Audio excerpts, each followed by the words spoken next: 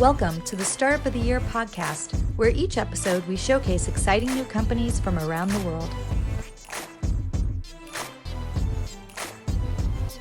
This podcast is produced by Established, creators of the Startup of the Year program. Established is focused on helping organizations with their innovation, startup, and communication strategies. Hello, everybody, and welcome back to the Startup of the Year podcast. I'm Frank Gruber, the co-founder and co-CEO of Established and the co-founder of Established Ventures, the team behind the Startup of the Year community and this very podcast. In this episode, I'm talking to Gerome Sapp about his company RARES, which is a platform for investing in shares of a particularly notable sneaker. That's right, sneakerheads. This is going to be what we're talking about all day here. Sneakers, sneakers, sneakers. Gerome is a very interesting person and with a really cool background, and he started his career as a professional athlete, actually. So came out of Notre Dame and played for the NFL, and he played for the Indianapolis Colts alongside Payton Manning and the Baltimore Ravens alongside Ray Lewis. So pretty cool background. And while doing so, he got his degree from Harvard. He got a Harvard MBA as well. So he's got some amazing education and has continued to push ahead in the entrepreneurial world. I met him in Las Vegas a few years ago, and I'm excited to talk to him today about some of his latest project, which is an amazing startup doing some really innovative things. So before we jump into the interview though, I wanted to talk to you about our Startup of the Year. Our application is open. If you have a startup and you've raised less than $5 million in funding and you have a functional prototype, or you've got something that's out there in the world that we can look at, we want you to apply today. Be a part of this amazing community. You can join our community by going over to soty.link/apply, soty.link/apply. What that gets you is the opportunity for additional connections, community, showcasing potential. And we're going to bring 100 of the startups that apply to our Startup of the Year annual summit, which will be happening at the end of the year. We're super excited as we're starting to get life back to normal a little bit, and we're going to be bringing it in person and as well as in a hybrid method as well. So looking forward to that as well. So get in there and get that application in, soty.link/apply. We'd love to see you. I also wanted to let you know about partner events. We work with a lot of different partners within the startup community.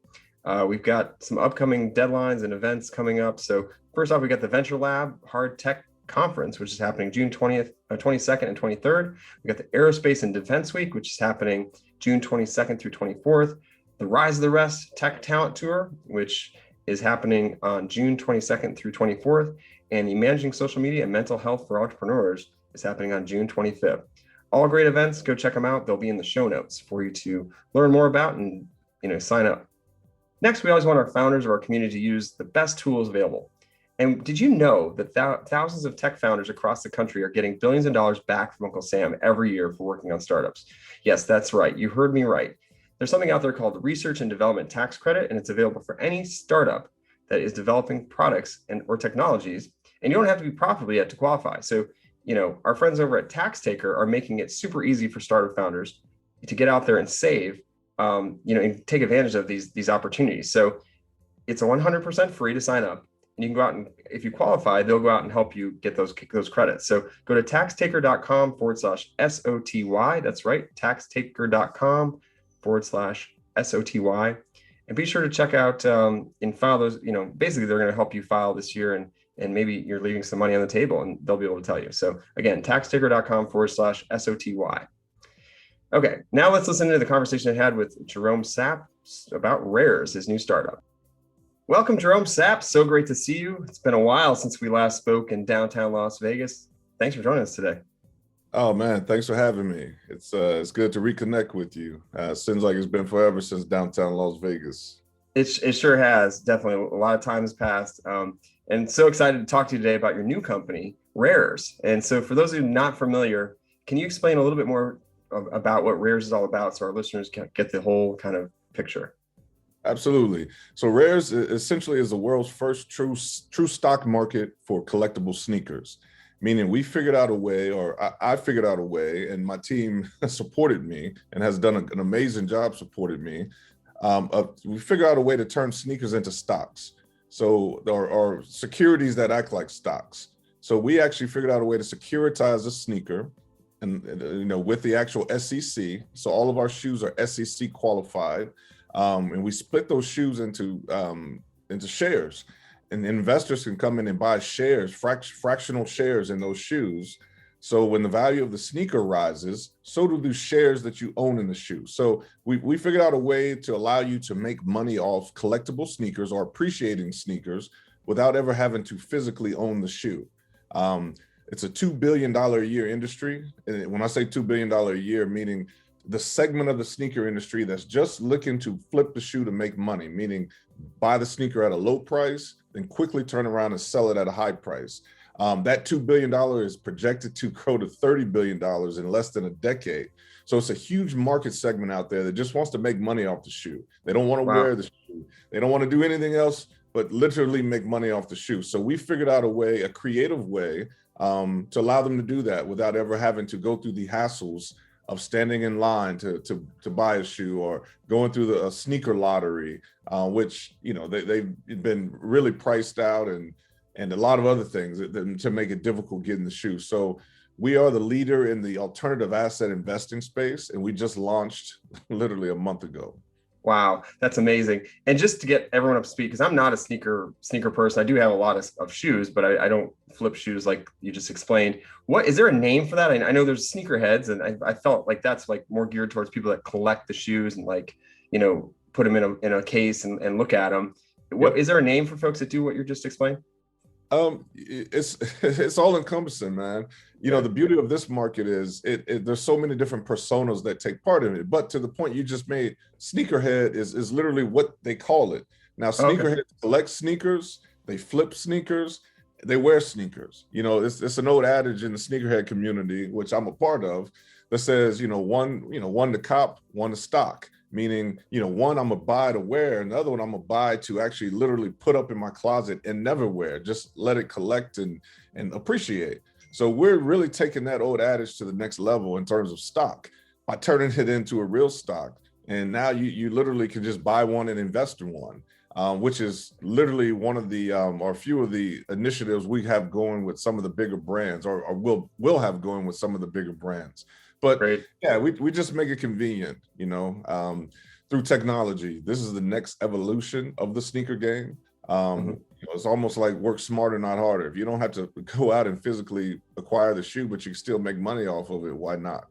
Oh, that makes sense. It definitely reminds me of like baseball cards, and then you've got like folks that are doing this kind of similar in the baseball card realm, but then also kind of like fantasy sports where people are collecting people and going through the whole process. So that might be a little bit of a jump, but people love, being a part of this, and it sounds like that's what you're gearing towards. Where did the idea come from? It sounds like you're a sneakerhead yourself. So I wanted to hear the kind of backstory though. Oh, that's a great story, Frank. So I was actually at, so just a little bit of my background. I played 6 years in the NFL. But while I was playing in the NFL, I got my MBA at Harvard Business School. So during the off seasons, so one time I was literally walking to class, and a kid accidentally stepped on my Jordan 11 sneakers.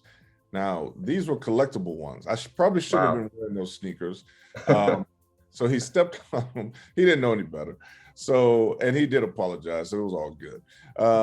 So I got to class, and I'm like wiping my sneaker off, and I'm thinking, man, there's got to be a better way to do this sneaker game thing, without having to physically have to own the shoe or wear the shoe. It's got to be a way for you to derive value out of it, so things like this don't happen. And literally, that's where the first concept of RARES came about, in terms of alternative asset investing. So this is literally alternative asset investing, a new asset class, a new way of investing. And we feel like this is the way of the future, with the generation coming up. They want to invest in things that they know. Well, everyone wants to invest in things that they know. But moreover, they want to invest in things that they know, but feel like it's making an effort to know them back. And that's what sneakers are. It's tangible, it's relatable. They see it everywhere. They have most people have some level of knowledge of sneakers. Even if you're not a sneakerhead, you know what an Air Jordan is, and you probably know what an Air Jordan 1 is, which is the holy grail of Air Jordans, especially if you got a 1985 Air Jordan 1. So this is something that's very relatable, and we feel like it's in some ways the new Matisse of this generation, and we literally banked a business around that concept. That's great. And, so it sounds like you kind of have this community of people already that, you know, are seeking these types of things. So is that, I mean, how did you, you know, jump into that, you know, to find your first customer? You know, like, I think, you know, Sure. it probably isn't, you've got a whole group there. It's probably not difficult, but maybe I don't want to assume anything. So maybe share a little bit more about how you were able to kind of get in front of people. Yeah, Frank, you just asked the most important question, man. Because though I knew there was $2 billion worth of individuals out there who are looking, as we talked about earlier, looking to literally buy a sneaker low, then quickly sell it high. When I say quickly, immediately, meaning you can buy a sneaker at retail like Foot Locker, Finish Line, for $150 if you're able to buy it at retail and literally instantly turn around and sell it on a secondary market, which is like StockX or eBay, for 10x or even more sometimes. So I knew that it was $2 billion worth of people out there. So when I first came up with this concept like 3 years ago, it was hard, man, to be honest with you. I literally got told no 87 times. I was all in Silicon Valley, and I started counting after like 40. Like, I was like, let me count these no's, man, because the no's started to become inspiration to me, because I knew I had a concept. I knew the concept was there because I knew there was a market there. And the company Rally Road just got started right after I started pitching this idea. So I knew there was a market for alternative asset investing. They started doing it with collectible automobiles. And I was like, well, shoot, if they could do it with collectible automobiles, I know my concept can work. So it really got to in the pandemic, man. So literally I shut it down and started saving money, said, listen, this is a concept that some people just need to be shown. They can't be told, because it's a far off belief for some people to think that a sneaker is a new asset class. But I knew that it was. I knew 3 years ago, I knew that a sneaker had outperformed collectively sneakers, the sneaker industry, in terms of resale and you know, in return on investment, had outperformed gold, the S&P 500, and many other top traditional securities. I knew that.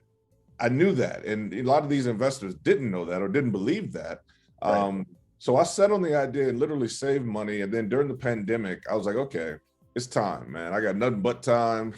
I'm doing nothing but wasting time if I don't get going right now.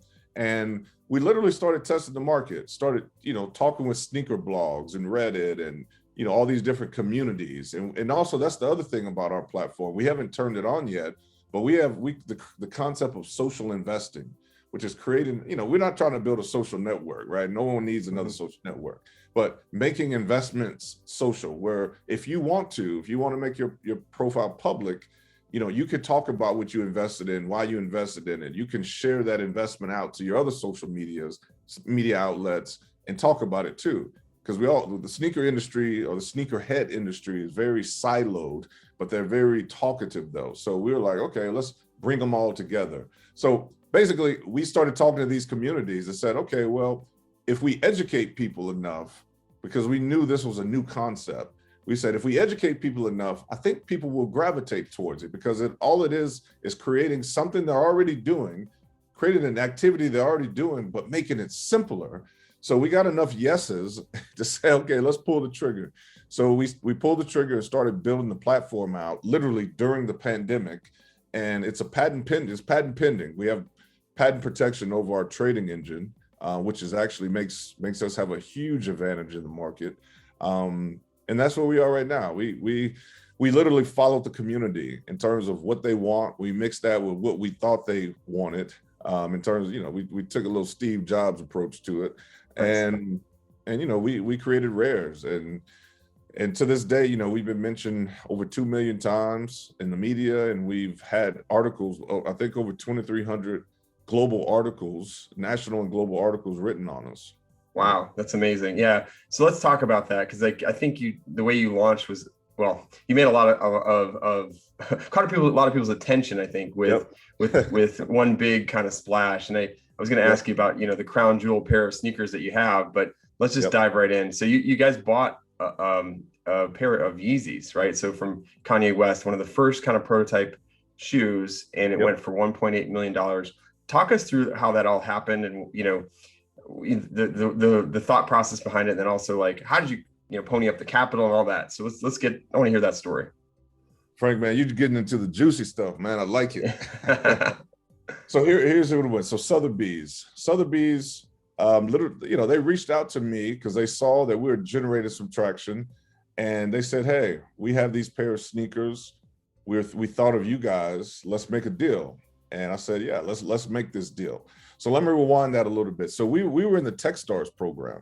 So we were in the TechStars LA 2021 class, and we just quote unquote graduated from it. And we were, it was the funny thing is we were trying to figure out what our go-to-market strategy was, and we were getting hammered every day. No, that's not the one you should go with. No, that's not the one you should go with. So I remember we were in a team meeting, a virtual team meeting, and we're really trying to figure out how we're going to enter the market, the best way to enter this market with the biggest splash possible. And literally the day later, Sotheby's called me, Bram Watcher called me and was like, "Hey, Gerome, let's make a deal, man. This shoe is perfect for you guys." So it took us about a day to negotiate the terms of it in terms of the price and everything. And I said, "Hey, this is our go-to-market strategy," And to be honest with you, there was a personal connection with that shoe. So it wasn't just that this shoe, and the shoe that we're talking about is the Yeezy One Prototype, meaning all the Yeezys that you see now, this was the Nike prototype, basically. Right, and for those not familiar, that's Kanye West's shoe he designed. So he designed this prototype, and then he went out and did a deal with Nike and created one with Nike, and then he pulled that back and did some stuff. Like I think he has now with Adidas, right? It's Adidas, yeah. But this was the first one he did with Nike, the one that set off his global $1 billion a year footwear and fashion brand. So, and this was the first time Nike ever collabed with a non-athlete. So there was a lot of firsts and new beginnings with this sneaker right here, which is why it's worked so much. I mean, most people look at it as a sneaker. The sneaker community looks at it as a piece of art because it is. Right.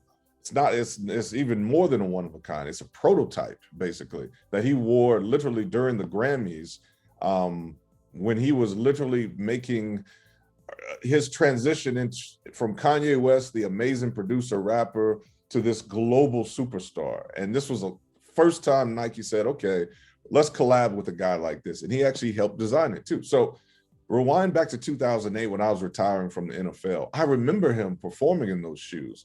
And I remember the feeling I had retiring from the NFL, like, man, now what? It's almost all the athletes, I don't care what sport you play, all athletes go through this sort of identity purgatory, where it's almost like, what now? Like, what am I going to do with my career, my life now? I've been an athlete my whole life, and this affects everyone. I don't care if you're educated. I don't care if you're going into a new job, a great job. There's still a void of, man, now what type thing. And I remember watching that performance and thinking, man, like, there's like Kanye just reinvented himself literally instantly on stage, and these sneakers were a part of it. New beginnings can bring, better endings to the story. And that was like one of the inspirations for me to get into the entrepreneurial world, like go from being an athlete to jump into the entrepreneurial world. And I remember that feeling. So now fast forward to Bram calling me from Sotheby's. I was like, man, the chance for me to kind of buy this sneaker that literally kicked off my entrepreneur career, and that is the grail in the sneaker industry, and we have a chance to purchase this sneaker. And we felt like we actually underpaid a little bit for it based on what the market will pay for it. So we made the deal. The hardest part about it was sitting on that news for a month, actually for 3 weeks. Because they wanted to make sure that their PR and their media was all aligned and was aligned with our PR. It's a big launch. It's a big moment, I guess you could say. And that's, Gerome, I love that story. I love it for many reasons. One being the personal side of it, and you figuring, finding your North Star with entrepreneurship. And then secondly, obviously being able to tie it back to your new company. It seemed like the perfect fit, literally. Oh, it was perfect. It was perfect. And, we still endured the days of, having to sit on it with TechStars and not be able to tell everybody. And they still give us crap about our go-to-market strategy. I was like, well, you just wait till we unveil this new go-to-market strategy. But yeah, it tied perfectly with life, with my life, and everything that I stood for in terms of how you can reinvent yourself. I don't care what you've gone through, it doesn't matter. It matters what tomorrow brings to you. and what you're doing to affect tomorrow. And that's what that purchase of that sneaker meant for me personally, not to mention what it was going to do for our company. So when we launched that sneaker, oh man, we couldn't keep up with the media like requests from that. I mean, I've been in, locker rooms of playoff winning teams with Payton Manning and Ray Lewis, and I've never had to turn down media because it was coming in so fast. And it was fun. It's also too, all of our Techstar cohort companies were in, like they'd never seen anything like it. And we were the first company to kind of excel out of this accelerator now to, okay, now you're known globally and you're the first one. So, so it was cool, like to really, the next day, over the next week, really talk to the other companies about the media and the experience and how we did our go-to-market strategy. And it was a learning. It was, we all learned from that because it was nothing any of us have ever experienced. So, and it really put our company in the driver's seat of alternative asset investments as it relates to sneakers. And obviously at some point we're going to move on to other assets too. Us being a Techstar LA cohort company, and this was a music accelerator program. Right. We have many of the biggest record labels invested in us. So Warner Music Group is an investor. Concord Media is an investor. Sony's coming in. So we have a relationship with artists, meaning, artist memorabilia, or if artist wears a sneaker on stage, we could turn around and IPO that sneaker and allow their fans to invest in that sneaker and own a piece of that artist. So we have a lot of amazing things in the future that I'm excited about. Yeah, it sounds like it. And it sounds like Harvard, where you got your MBA, may have a case study to work through as well with this launch and the way how that all went down. It's pretty phenomenal. So that was the first sneaker, and it's going to be going, for those of you not familiar with RARES, it's not launched yet, right? It's going to be coming out soon, and people will be able to buy shares. Talk through that user experience and what that might look like with that upcoming availability. Well, actually, so you're right. The Yeezy sneaker is not available yet, but we've actually launched 3 IPOs already. The Yeezy sneaker will be sometime in August. We have a partnership that's pretty cool that we're going to unveil in a few weeks, that we're going to launch that Yeezy sneaker around. But we actually have 3 IPOs going in the platform right now. So to answer your question, Frank, how does that work? Literally, you come on, you fund your wallet. There's some information we have to ask you because we're SEC qualified or regulated, meaning the same suits that regulate the stock market regulate us as well. So it's legit. So we have to ask you certain questions. So once you fund your wallet, you literally come in and see which sneaker you want to invest in.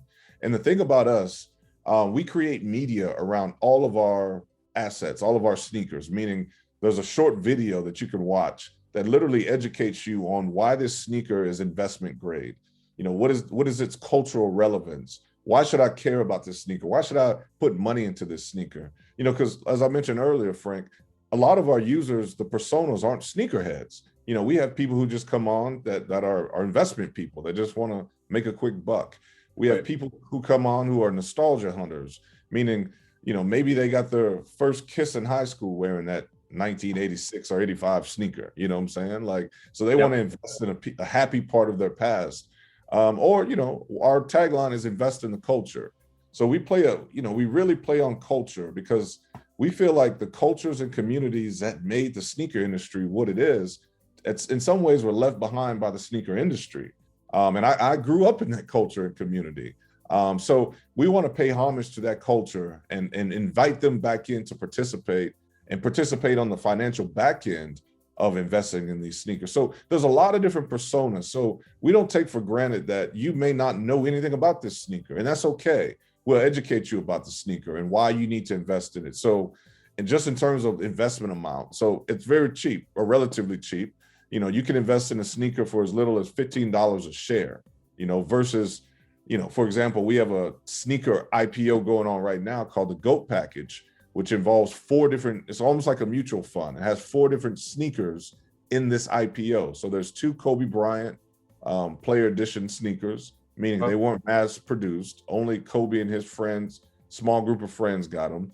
And then there's 2 1985 Air Jordan 1, 1985 original OGs So that's a $55,000 IPO, but I believe you can invest in it for, I think it's, $100, $100 you can invest in it, a share. So we also have Apple sneaker, which is actually one of my favorites. So in the late 80s, early 90s, Steve Jobs and Apple, wanted to make their employees comfortable. So they made Apple sneakers.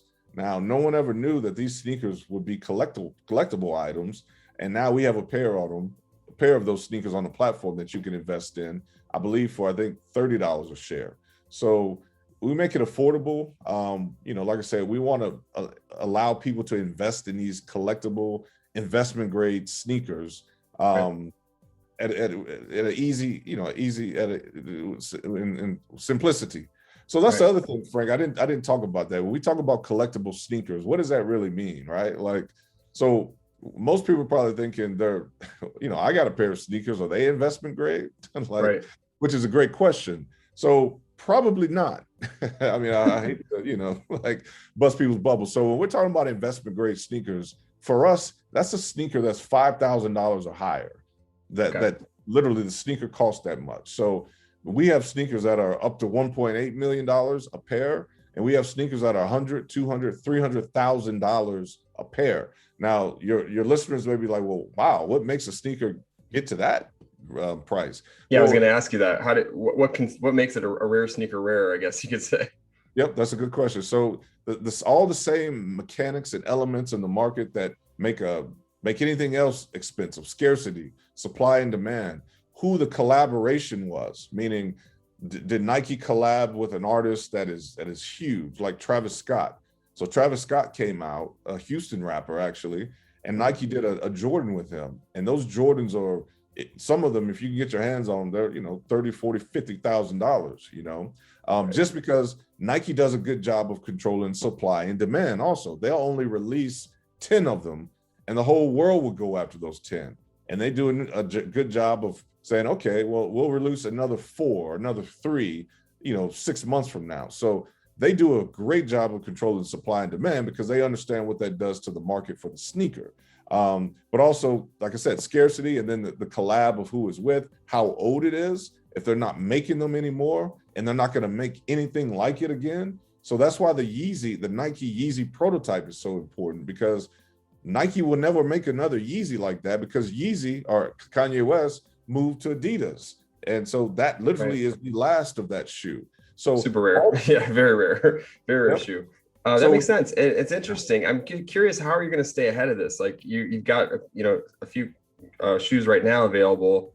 It sounds like you got to have a lot of powder to be able to keep ahead of this game, it sounds like. And I just want to hear like a little bit more about your capitalization and your plan, because it's really fascinating. You're building literally a marketplace a new stock market for people that care about shoes. Absolutely. And Frank, you asked the right question, man. So before we launched, we stockpiled about $300,000 worth of shoes. So we probably have another 100 IPOs in the chamber, so to speak. And as you hit it right on the head, summertime, we need a lot of powder to keep this going. So in terms of capitalization, during Techstars, actually, so 2.5 months of Techstars, we raised basically $1.1 million just quickly. And like I said, we have some huge people on the cap table: Warner Music Group, the W Fund out of New York, Concord. I mean, just some great people. And now, we close that round, quicker than we ever imagined. And now we're raising a proper seed plus. Some people call it an A round. So we still haven't decided. So 4 to 10 million right now. So we really want to take advantage of the momentum we have and everything we have going for us in the market, and our position in the market too. Because we want to scale into other things, and everything has to revolve around culture. Everything has to tell a cool cultural story. So even if we get into art, we start, IPOing Warhols, we'll do a Warhol with a Jordan 1 too, to connect the old and the new form of art together, type thing. So, our future is bright. I'm confident not because of anything other than we have an amazing team, and the concept is real. There's a real tangible asset behind what we're selling and the value of it. So basically, yeah, that's where we're going. That's interesting. And the timing is everything, right? The pandemic, we're all sitting behind computers and, or, sitting at our desks a little bit more, at home a little bit more. Allowed people, and allowed you to work, but allowed everyone else to kind of see, slow down a little bit and see what's going on. So I see that. Along with that, we saw the rise of this new kind of, some people are calling it even Web 3.0, like NFT kind of Web 3.0 crypto space. And I know you're not using that model, but it kind of parallels it a little bit. So I wanted to hear a little bit more of your thoughts about it. Oh yeah, absolutely. I mean, to your point, Frank, people are their imagination is opening to alternative ways of putting their money in different places, including NFTs.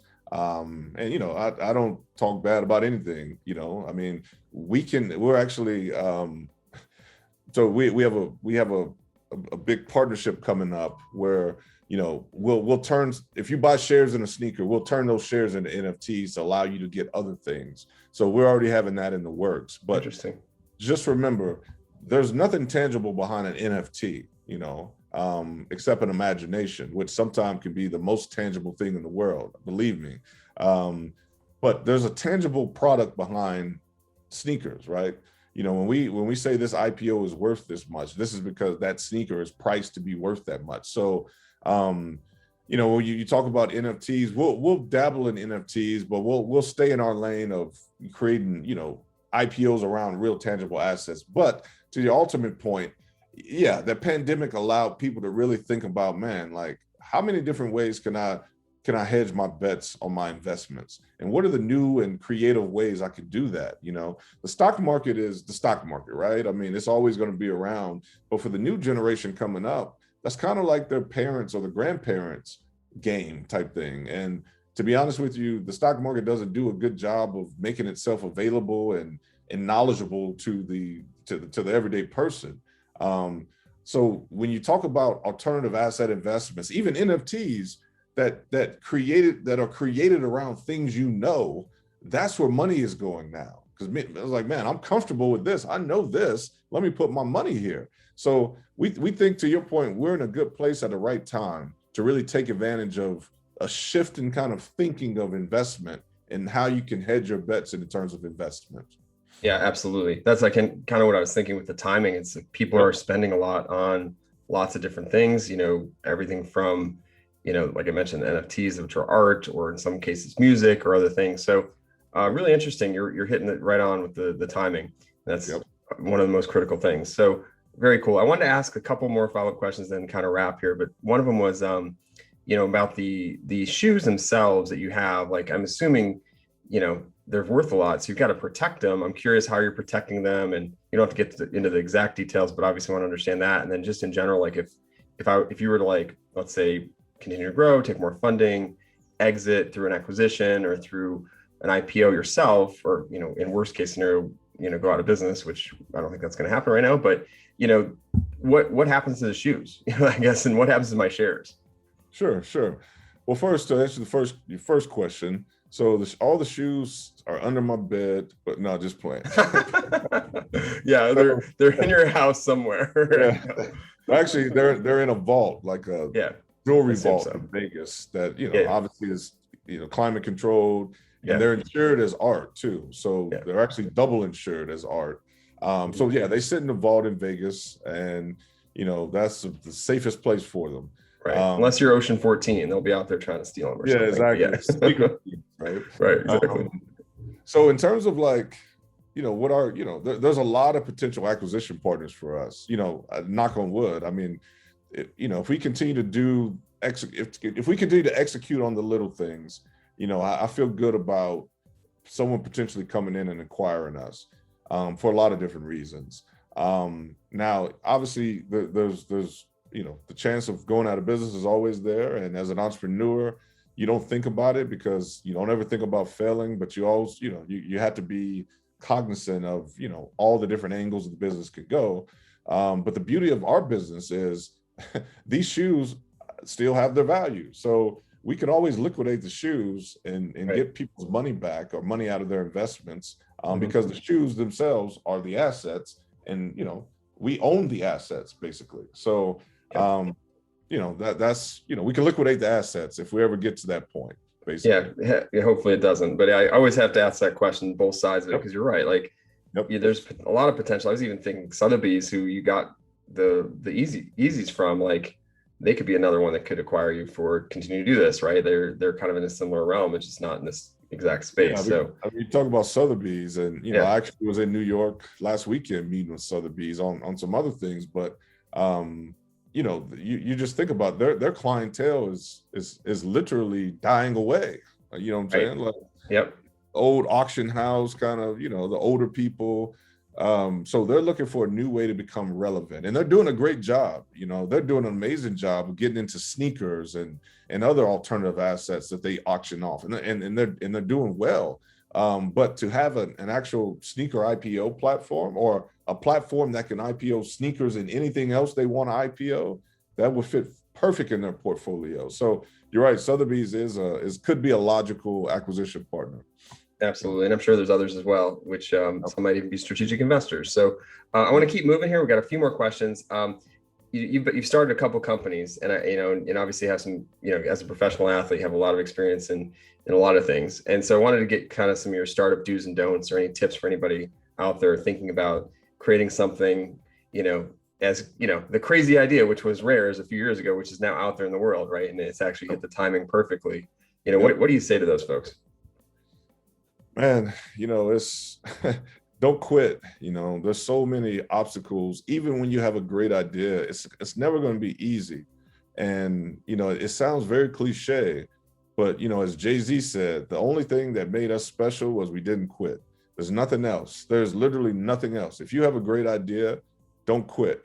But the caveat to that is you have to understand when you're either late with a great idea or way too early with that great idea. Because I've been on both sides of that coin flip, right? When I first got to Vegas with Fluencer, I think I was a little early, maybe, or we'll see, a little early. But I was also early with RARES when I first 3 years ago. So it's a matter of timing it too. And you ask, well, how do you know when the timing? Well, it's kind of like when you first start talking about the concept. If people look at you crazy, like, you're a little early, or you're kind of right on time, because there's nothing else like that. So it's a matter of you doing a good job of not quitting and figuring out a way you can either explain this better or just show them better, basically. But the biggest thing is not quitting. I remember, literally sleeping on benches overnight because I couldn't afford the hotel room, or didn't think I needed the hotel room. And then waking up and going to pitch this idea 3 years ago. And people looking at me crazy, like, what do you mean sneakers aren't investment class? Sneakers are sneakers. And I'm like, no, they're an investment class. So some of the do's is, or don'ts is don't quit. Some of the do's is make sure you have everything about the concept thought out properly. Now, you don't have to have the whole 5 years and who you're going to hire in this position. Just make sure you can answer every question about your concept, especially if it's just a concept. You know what I'm saying? Like, most people just think of the big things, but never think about the little things. And the little things are the things that literally allow you to succeed and fail. Frank, you know that as well as anybody. And they're going to ask you about the little things. When I say they, not only the market, the community you're going after, but also investors.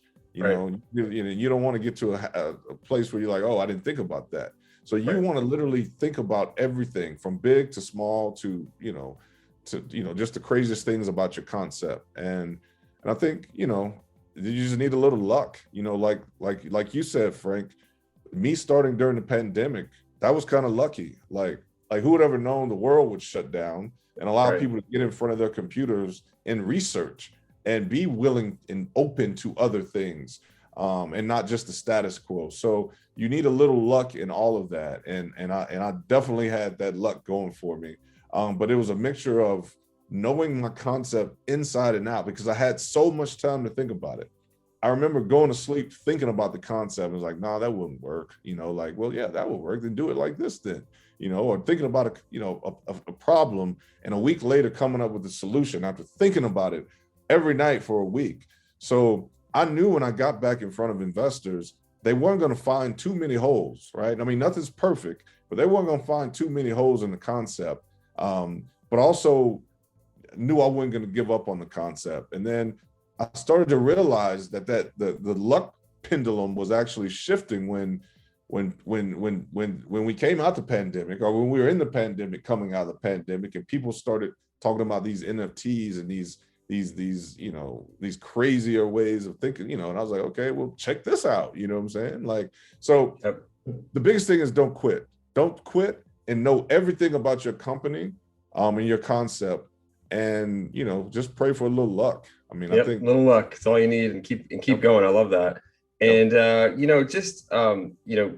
you said, the timing was perfect for this, and I wish you the best of luck with everything. But before we get going here, because we are at about time here, I wanted to ask, what else is there anything else people could learn about you or your company, or any place that if you want to contact you, what's the best place to go? Oh man, first they could go to at RARES app.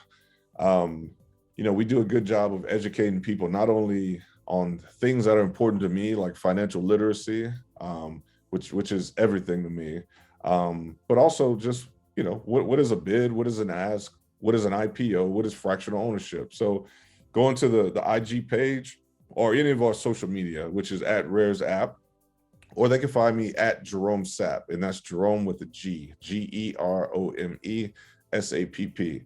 So I'm pretty available. If you DM me, I will always eventually try to get back to you. Or if you DM us at RARES, one of us will get back to you. And if, so we try to make ourselves pretty available. But if you want to learn as much as you can, you should probably go to at RARES app, because you get a good mixture of me, the company, the concept, and our sneakers too. Great, and that's on IG. And then also you can go to rares.io on the web and check out their website. Yep, rares.io. Yep, or in the iOS store, RARES app as well. RARES app, got it. Okay, in the iOS store. Thank you, Jerome. It was great to talk to you. And, as an elite athlete, as well as hearing now how you're taking on entrepreneurship with this latest product and RARES, and really cool to catch up, learn what you're up to. So thanks for joining us and continuing to, be a part of the startup community. Before we go, though, I'd like to take a moment to highlight one of our portfolio companies. They're also alumni of the Startup of the Year, and super relevant to companies like RARES that have raised funding, or not, I guess, either way. The company is Finmark. Finmark is a financial planning and software for revenue forecasting, cash projections, and runway, all super critical to anybody starting or running a business. You need to know what your cash flow looks like, and this product will definitely help you with that. The kind of de facto in the industry is pretty much spreadsheets, and this is a lot better. So check out Finmark. If you want to try a 30-day free trial, go to est.us/Finmark, est.us/Finmark. It's on us, and get started right away. It should help your business quite a bit. But I hope you enjoyed this episode and you were able to pull something interesting from the conversation. If you enjoyed the episode, please do share it with someone that you think will find it helpful. Sharing is caring, and we want to spread the word far and wide. I found it really important that, the stories that Jerome shared, and really inspirational as well, about finding your next thing. So maybe there's somebody out there that could benefit from that. So share it, please, and let us know what you think in our reviews. So if you have a startup idea out there and want to get it going today. Today is the best day to start up, not tomorrow, not the next day. Get it going, iterate. Maybe it's not the right timing, like Jerome mentioned, but you can continue to kind of think about it, try to perfect it, and then maybe wait for that right time to actually do it in the world, like he did with RARES. And in doing so, I encourage you to join our startup community, which gives you access to support, expert advice, and resources that you need to elevate your startup just by going to est.us/join. You can join us. We're going to try to help you along the journey, because that's what we're all about. Until next time, I'm Frank Gruber signing off. Thanks again for listening, and wishing you the best of luck and future success with your venture. Thanks for listening to the Startup of the Year podcast. Be sure to subscribe, and we'll be back with another episode soon.